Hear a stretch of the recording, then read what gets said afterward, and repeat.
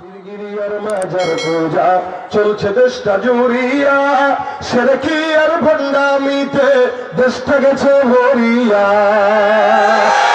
গাজার কলকিটান মারিয়া, গাজার কলকিটান মারিয়া দেখায় খাজার শান। ওরা শিক্ষিত শয়তান, ওরা শিক্ষিত শয়তান, ওরা শিক্ষিত শয়তান, ওরা শিক্ষিত শয়তান। দুর্নীতির ওই আখড়ায় বসে, দুর্নীতির ওই আখড়ায় বসে জাহির করে জ্ঞান।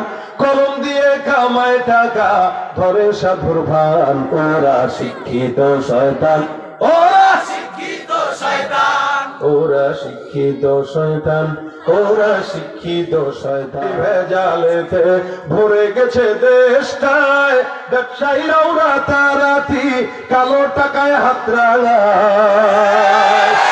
ভেজাল থেকে বাঁচতে হলে, ভেজাল থেকে বাঁচতে হলে খোলা রাখো কান। ওরা কি, ওরা শিক্ষিত শয়তান, ওরা শিক্ষিত শয়তান, ওরা শিক্ষিত শয়তান। তাকে বলছে আস্তাগফিরুল্লাহ।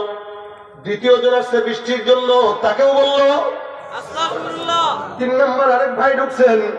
ওই আল্লাহর বান্দা ডাক দিয়া কয়, হুজুর আমার ব্যবসায় বরকত হয় না, দোকানে বেচা কিনা নাই, সম্পদ নাই, এমন একটা আমল শিখিয়ে দেন যে আমলের কারণে আল্লাহ পাক রব্বুল আলামিন সম্পদের মধ্যে বরকত দান করে দিবেন। হাসান মুসরি কয়, যাও যাও, কি পড়ো? আস্তাগফিরুল্লাহ। 3 জন আসলো, 3 জন নেই, আমল কয়টা?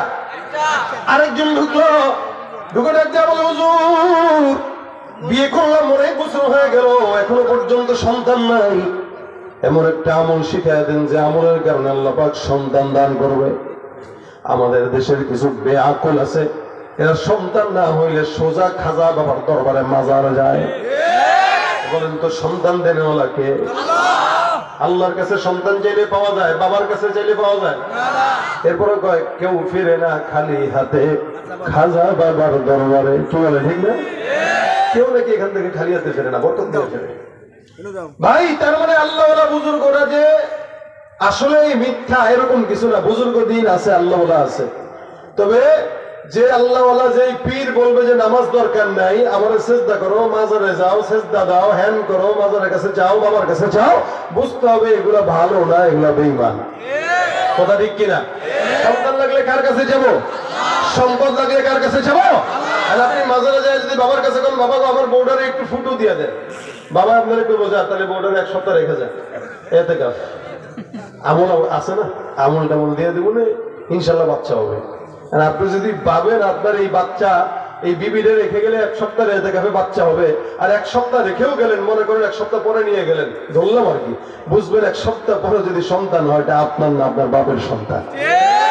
সন্তান দেন ওনাকে। পীরগিরিয়ার মাজার পূজা চলছে দেশটা জুড়িয়া, সেরেকি আর ভণ্ডামিতে দেশটা গেছে ভরিয়া। গাজার কলকিটান মারিয়া, গাজার কলকিটান মারিয়া দেখায় খাজার শান। ওরা শিক্ষিত শয়তান, ওরা শিক্ষিত শয়তান, ওরা শিক্ষিত শয়তান, ওরা শিক্ষিত শয়তান। দুর্নীতির ওই আখড়ায় বসে, দুর্নীতির ওই আখড়ায় বসে জাহির করে জ্ঞান।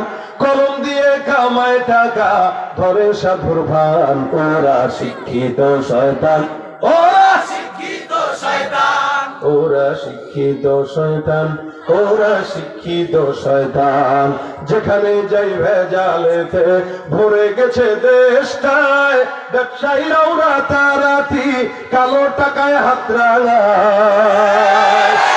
ভেজাল থেকে বাঁচতে হলে, ভেজাল থেকে বাঁচতে হলে খোলা রাখো কান। ওরা কি, ওরা শিক্ষিত শয়তান, ওরা শিক্ষিত শয়তান, ওরা শিক্ষিত শয়তান। ঠিক কিনা? ভাইরা আমার, সন্তান লাগলে চাবো কার কাছে? সম্পদ লাগলে চাবো কার কাছে? হাসান মুসরি কয়, যাও যাও, বেশি বেশি আস্তাগফিরুল্লাহ পড়ো।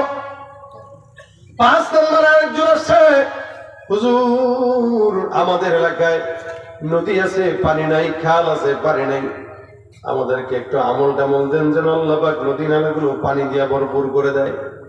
হাসান বসরি বলেন, যাও যাও বেশি বেশি আস্তাগফিরুল্লাহ পড়ো। 6 নম্বর আরেকজন আসছে, ডাক দিয়া কয়, হুজুর এই যে আসলাম, আমাদের এলাকার ভিতরে ফসল নাই, ফসলের মধ্যে বরকত হয় না, এমন একটা আমল শিখায় দেন যে আমলের কারণে আল্লাহ পাক ফসলের মধ্যে বরকত দান করবে। হাসান বসরি কয়, যাও যাও বেশি বেশি কি পড়ো। আস্তাগফিরুল্লাহ। সামনে ফসল না হলে কি পড়ো? আপনাদের এলাকায় কি হয় বেশি? এলাকায় ফসলে ধান হয়। আচ্ছা, ওই যে দিল্লি বলছেন আমাদেরকে চাউল দিবে না, আলু দিবে না, পেঁয়াজ দিবে না, থ্রেড দিতেছে আমাদেরকে। এখন অবস্থা কি হইলো, থ্রেড দিয়ে দিয়ে পেঁয়াজ পচতেছে, কেনার লোক নেই। ওরা বাঙালিরা একদম মনে করছে এরা দুর্বল। আমাদের দেশ ছোট হইতে পারে, আলহামদুলিল্লাহ আমরা দুর্বল না। ওরা আলু বন্ধ করবে, পেঁয়াজ বন্ধ করবে, আমরা তো এই বম্বল মার্কা পেঁয়াজ আমরা খাই না। এগুলো আমাদের দেশের হোটেলের লোকরা খাওয়ায়, কিন্তু ঘরে বাড়ি থেকে ওই বড় পেঁয়াজ খায় না। ওরা আলু বন্ধ করবে, পেঁয়াজ বন্ধ করবে, কোনো আপত্তি নেই। আমি বলতে চাই কিচ্ছু দেওয়া লাগবে না, তবে আল্লাহর রাস্তায় গাঁজা দেওয়া বন্ধ কর। তোদের এই গাঁজা নিয়ে আমাদের যুব সমাজ ধ্বংস। আমরা দেই ইলিশ, ওরা দেয় গাঁজা, কি ঠিক না? তারা আমাদের বন্ধু, এরা কখনো আমাদের বন্ধু ছিল না, বন্ধু হবেও না। এরা আজীবন আমাদের শত্রুতা করে গেছে। সুতরাং ওরা যদি আমাদেরকে বাধ্য করে, তাহলে বাঙালি জাতি মরতে শিখে গেছে। ইমানের জন্য মরার জন্য যদি তৈরি হয়, দেশের জন্য যেরকম ভাবে ইন্তেকাল করেছে, শাহাদাত বরণ করেছে, ইমানের জন্য শাহাদাত বরণ করতে এক বিন্দু পরিমাণ কেউ দ্বিধা করবে না ইনশাআল্লাহ। আমরা মরতে শিখে গেছি, মরতে যারা শিখে এদেরকে কেউ দমাইতে পারে? তাহলে আপনাদের ফসলে যদি বরকত না হয়, ধানে যদি বরকত না হয়, কি করবেন? আস্তাগফিরুল্লাহ। এই 6 জন ব্যক্তি আসলো, একই আমল সবাইকে।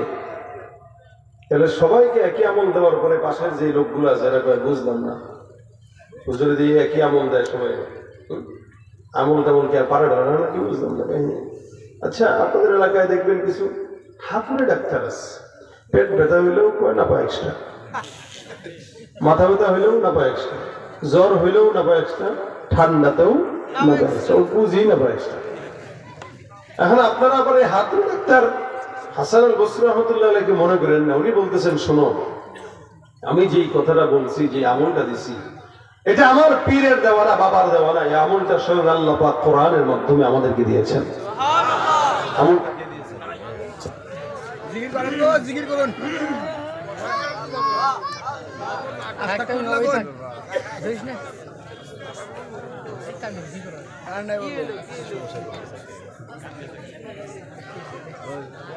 মনে মনে ইস্তেগফার করেন, চলে আসবেন। এটা খুলে দিন, বড়টা গুড়িটা গুড়িটা গুড়িটা খুলে দিন।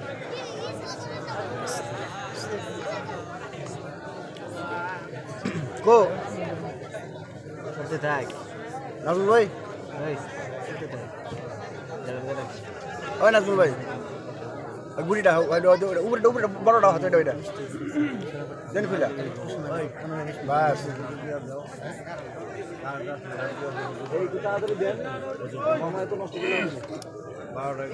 দায়িত্ব কি আছে?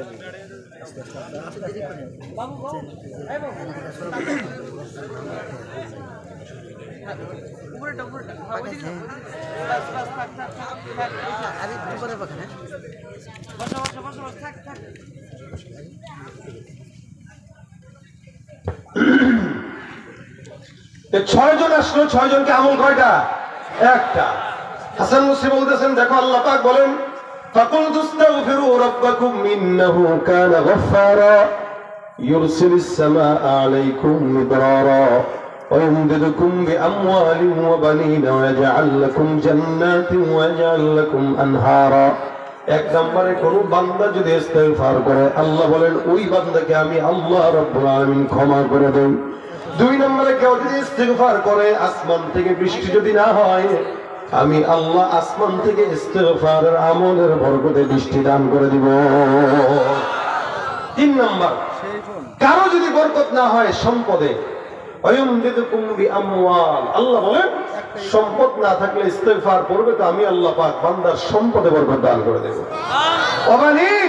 যদি সন্তানও না থাকে, আল্লাহ বলেন ইস্তেগফার করো, সন্তানেও আমি আল্লাহ বরকত দান করে দেব। ওয়াজআল লাকুম জান্নাত ওয়াজআল লাকুম আনহারা। ফসলে যদি বরকত না হয়, আল্লাহ পাক ফসলে বরকত দিয়ে দিবেন, দেখলে মনে হবে জান্নাতি পরিবেশ।